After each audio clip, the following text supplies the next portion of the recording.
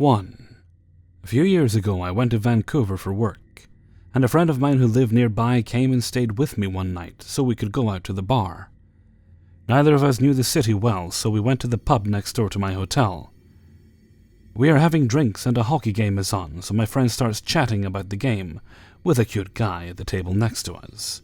Their table had about 4 or 5 20-something guys there, and we were chatting with them and having a good time.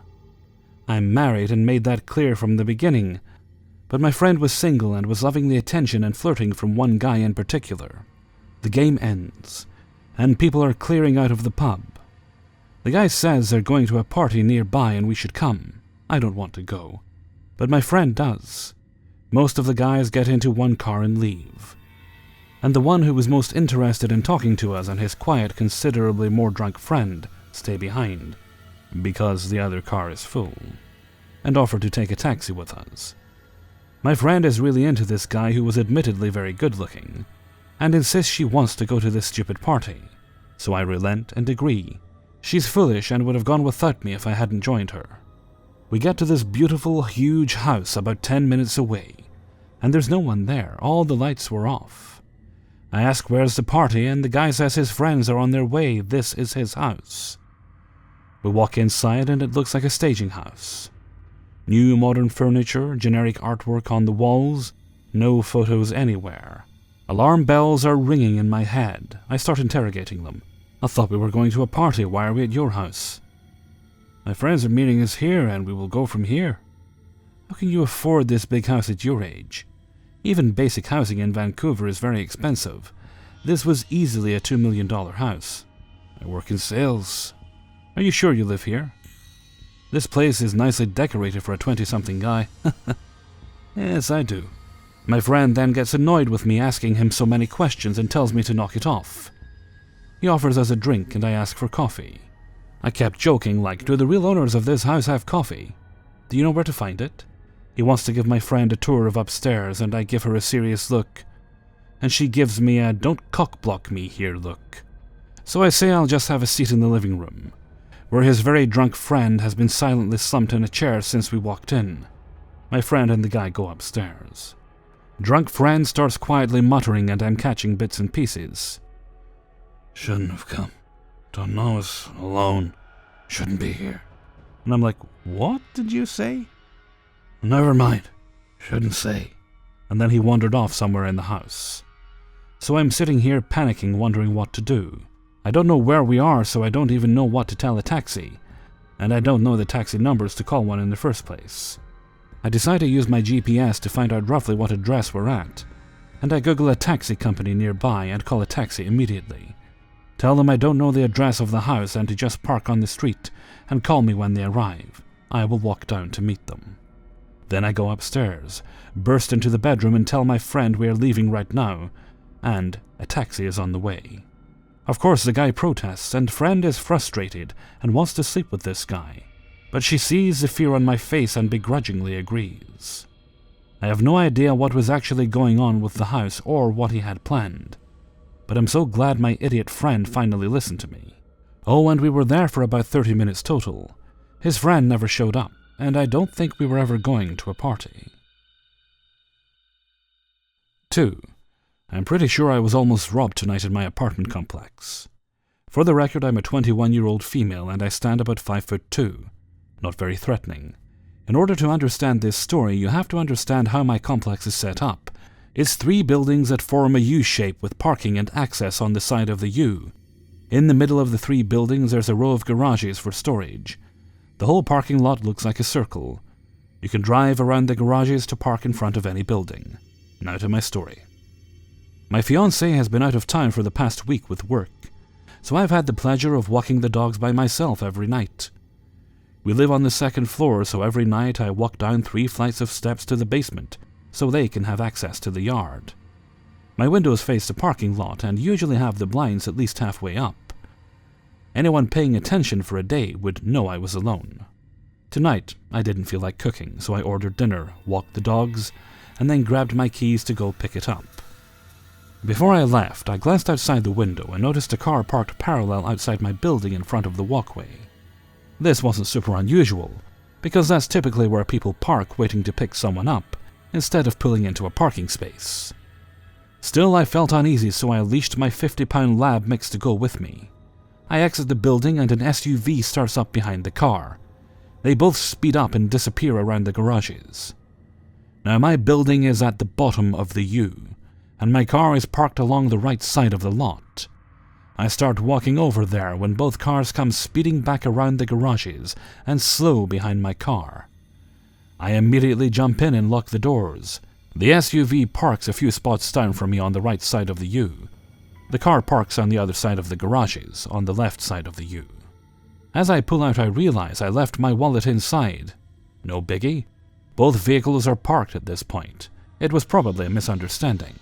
I decide to parallel park in front of my building, leave the car running and go grab my wallet. I pull my car so that I'm parked in front of my building, facing the car that had parked in the left lot. Before I have a chance to get out, the car shoots out of its parking space and lines up head-to-head with me. I'm confused. The car is still advancing towards me. I begin to back my car up to avoid a collision. That is until I look in the rearview mirror and see the SUV has pulled up behind me. They both are driving closer to me, boxing me in and preventing my escape. I'm trapped in my car with no weapon. So I do the only thing I can think of, cut my wheel to the right as hard as I can, and throw the bitch into reverse. I reverse around the SUV and retreat to the far end of the parking lot. The SUV speeds out of the lot and the car parks in front of my building. At this point I'm pissed and hungry. My mind is set that I'm going to get my wallet and go pick up my food. I pull my car back up in front of my building, grab my dog and sprint up the stairs, taking two at a time. I lock the door behind me and quickly locate my wallet. A quick glance out the window tells me the car is still there, with the SUV now parked beside it. I don't have a gun, so I grab the next best things, my taser, which I tuck into the band of my pants, and a hunting knife my fiancée had gotten for Christmas. Note, neither of us hunt, we live in the city, but this knife is at least 6 or 7 inches with a serrated blade. I grab my dog, and with keys in one hand and a knife in the other, I open my door. Immediately I hear footsteps on the other side of the hallway. I pick up the pace as a tall man in a hoodie rounds the corner and starts following me. My dog has her hair raised, she's growling and snarling. He continues to advance. At this point I've cleared both stairs and I'm jogging to my car. I can hear the man pick up speed behind me.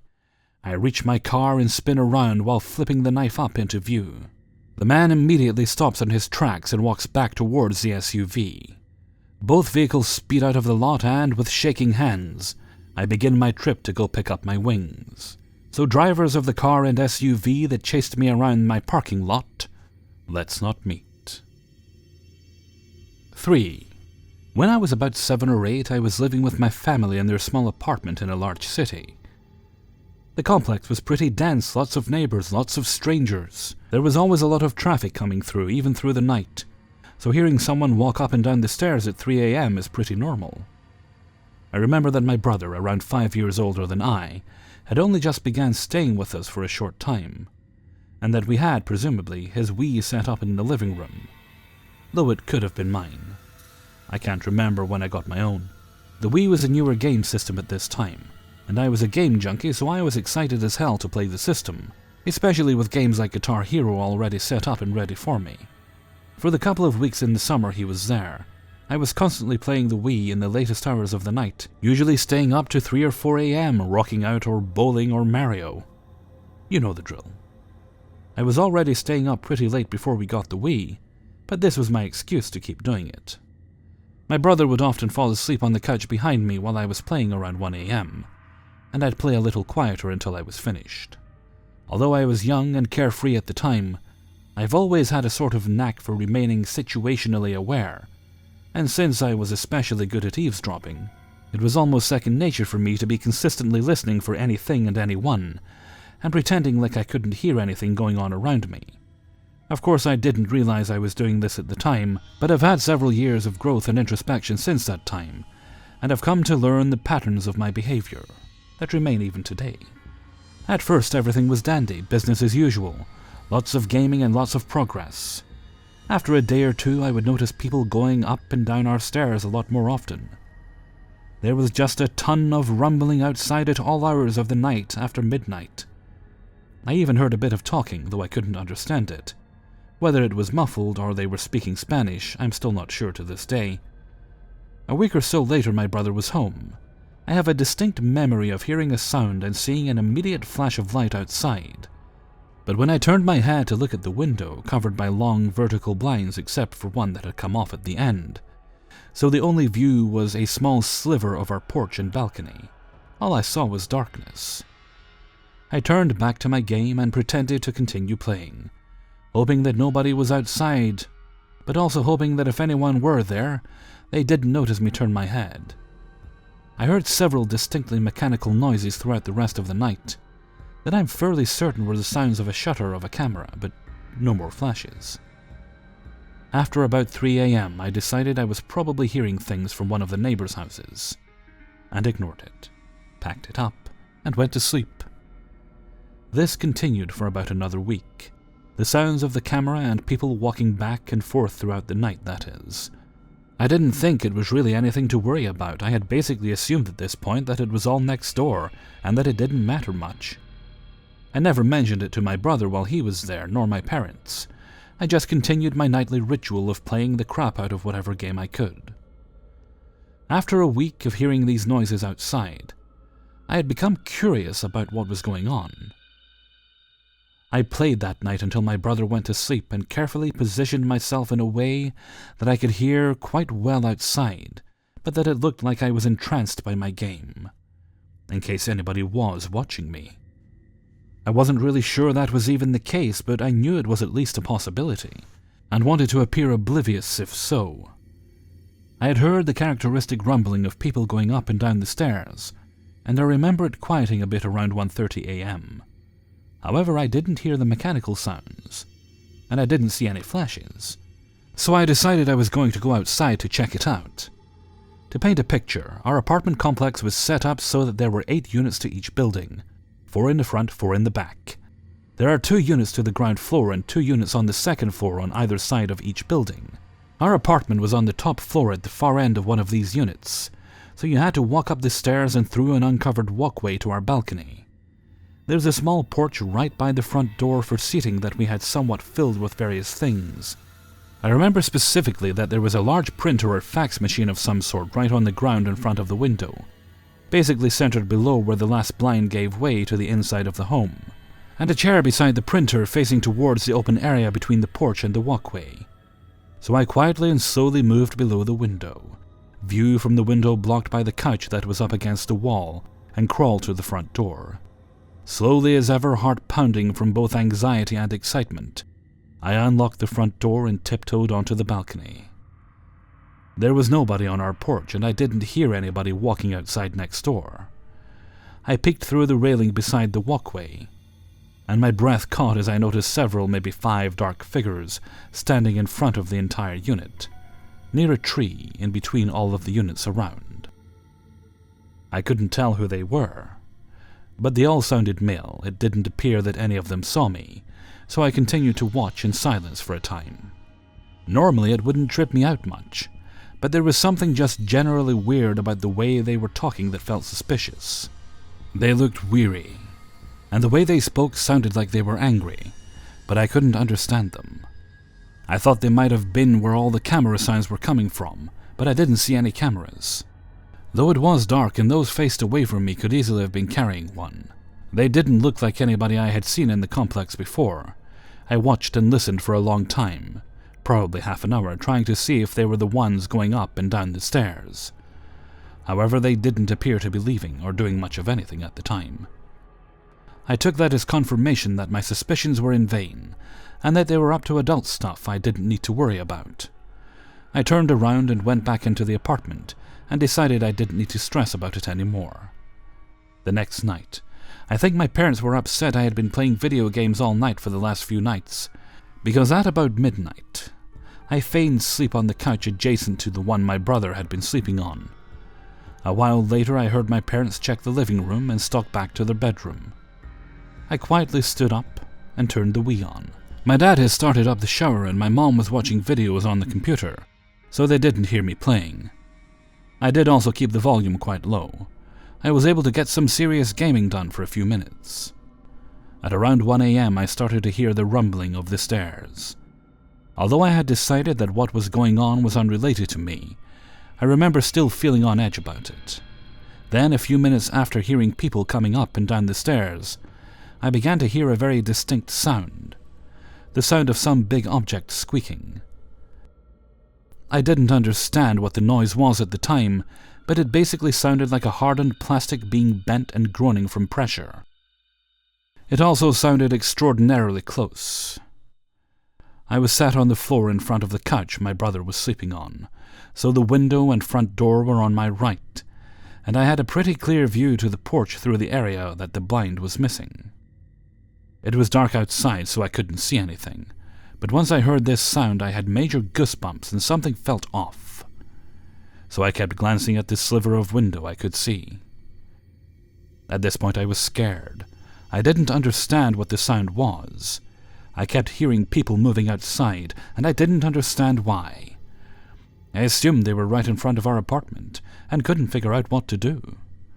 The sound of pressure on plastic continued for about 2 minutes or so, before it quieted down.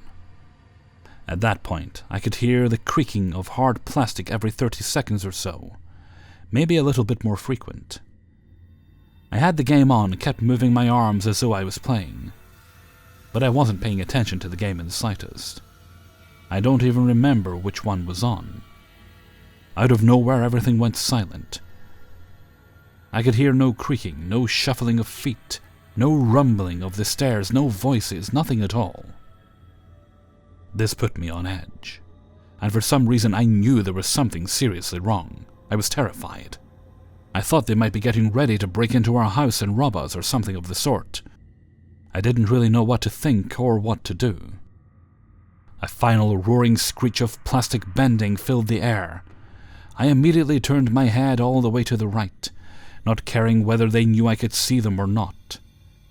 I stared for a moment at the blackness, and a couple of $100 bills shone through it, illuminated by the light outside our house. It took a minute for me to comprehend what I was seeing. At first all I saw was the money, slowly being moved back and forth in front of the window. I was in shock, and having my suspicions that there was something outside confirmed, and it took a minute before I saw gloves holding the money, and arms extending into the darkness beyond. After a moment of utter confusion, I finally realized what was going on. There was somebody kneeling on top of our printer, shoving money at the window, trying to entice me to come outside. At this point my fight-or-flight response kicked in, and being a scrawny 7 or 8-year-old girl left no option but the latter. I screamed as loud as I possibly could and bolted out of the living room towards my parents' room. I remember the sound of the shower shutting off, my mom screaming, "What happened?" or something of the sort, and my dad eventually following through with the same. Only about 30 seconds had passed, and I was filled with tears. All I could do was cry, eventually mumble something about there being someone outside. My dad, my amazingly protective dad, immediately grabbed his gun and went outside.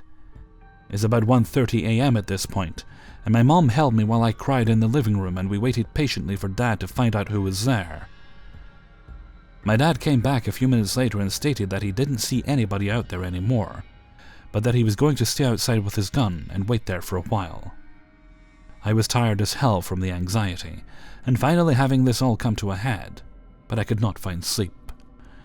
The only thing I could do was listen to my heart beating and wait. My poor dad sat on the chair on our porch all night, quietly waiting with his gun for anyone to show. My mom consoled me the entire time and told me that if this ever happens again, to walk calmly to their room so that my screaming doesn't scare them away. I didn't tell her about the fact that I had been hearing these people outside for the last few weeks, and I never mentioned that I thought they had a camera, or that they may have taken photos of me. I don't know why. I was just so shaken up, and by the time I even thought about the noises I'd heard, it had been long enough that I didn't want to talk about it. They didn't contact the police, and my dad stayed out there until the sun finally surfaced at around 6 a.m. My dad never saw a soul, In a complex that was nearly always busy. Only then could I finally find sleep, and needless to say, the blinds were covered from that point on. I stopped staying up at night, especially alone, and we moved away from that complex shortly after. I actually developed a fear of open and unobstructed windows, and especially refused to be near a window at night. It still affects me to this day, though not nearly as bad, unbeknownst to anyone I associate with, even my fiancée. I didn't really understand why my parents didn't call the cops. But I later found out that my parents used drugs, and I assumed from then on that it was just to make sure there weren't any issues with CPS or getting caught. However, I had a talk with my parents about it several years later, and they assumed I had a bad dream after they saw I was asleep in the living room, and that there was never anybody there. It hurt when they told me that, and due to their apprehension to believe me, I have never told another person. All I have is my own memory, and only I know what truly happened in those weeks. Recently I've had a bit of a rough time with old childhood memories that I suppressed being brought to the forefront of my mind. And though I don't have the time or energy to tell them all, I may perhaps come to terms with them eventually, and I'll continue to tell my story on my own time. For all I know, if my dad wasn't there that night, I'd be kidnapped, and God knows what else. So, Mr. Creepy Kidnapper Guy, let's not meet again.